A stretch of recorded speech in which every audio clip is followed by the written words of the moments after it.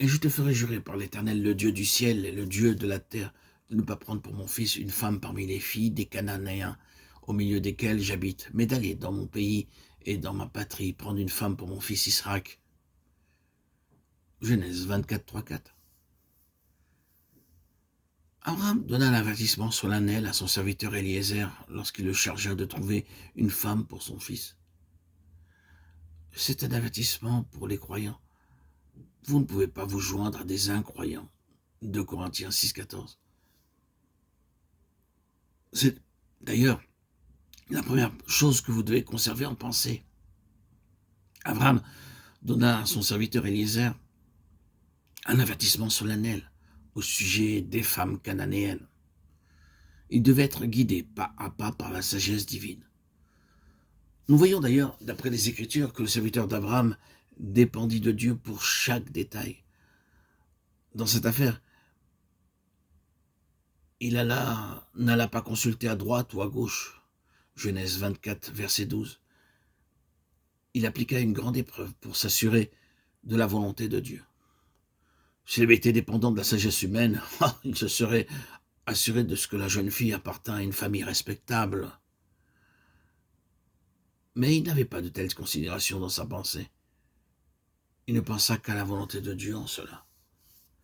Il pria avec une grande foi, prouvant qu'il était un homme de prière et très spirituel. Il n'était pas gouverné ni par son jugement, ni par ses sentiments, ses émotions. Ils appelèrent donc Rebecca et lui dirent « Veux-tu aller avec cet homme ?» Elle répondit « J'irai. » Genèse 24, 58. Regardez Eliezer, il demanda un grand signe éternel. « Voici, je me tiens près de la source d'eau, et les filles des gens de la ville vont sortir pour puiser de l'eau.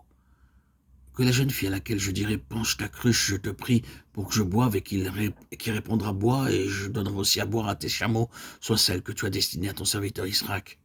Genèse 24, 13, 14. Le serviteur possédait 10 chameaux. Les chameaux boivent 5 grandes cruches chacun. La jeune fille devait puiser de l'eau pour 10 chameaux. Oh, quelle grande tâche! Seul Dieu pouvait faire réussir une telle épreuve. Nous remarquons la sagesse divine donnée à Eliezer. Une jeune fille capable de puiser de l'eau pour 10 chameaux devait avoir un cœur large, volontaire et tendre. Eliezer recherchait une fille humble et volontaire à la fois. Étant un homme spirituel, il recherchait une fille spirituelle. Rebecca était une telle femme. Lorsque ses parents voulurent qu'elle reste plus longtemps avec eux, elle refusa et voulut partir immédiatement avec le serviteur. Genèse 24, verset 59. Lorsqu'elle apprit d'Eliezer comment le Seigneur l'avait conduit pas à pas, elle sut quel était le choix de Dieu pour Israël. Aussi partit-elle avec Eliezer sans aucune question.